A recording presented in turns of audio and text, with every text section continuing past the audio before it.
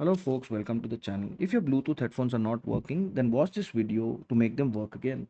The first thing we need to make sure is that the device, that is the headphones, are in range of the system. So sometimes if you're too far away, the range is not sufficient and the system will not pick up the Bluetooth signals. So make sure you come closer to the computer that you're using.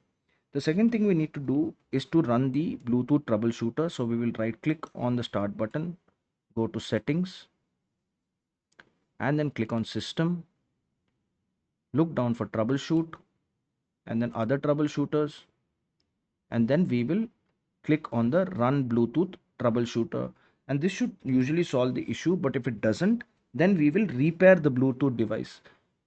We will right click on the start button, go to settings, and then go to Bluetooth and devices. And if your device is paired here, just disconnect it and then again click on add device and then Bluetooth, and then make sure that your device is picked up and it will start working. Now if it doesn't work, then we need to make sure that the device is set as default.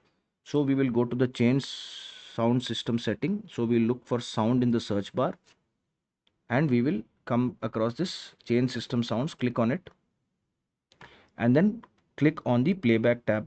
Now, if your headphones are plugged in, mine are not, but if they are plugged in, right click on it and make sure they are set as default device.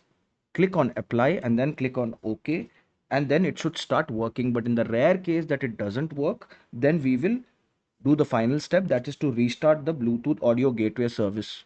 For that, we will go to services, click on it, and then look for the Bluetooth audio gateway service. Here it is. Right click on it and then click on restart or start, and this should fix the issue and your Bluetooth headphones should start working.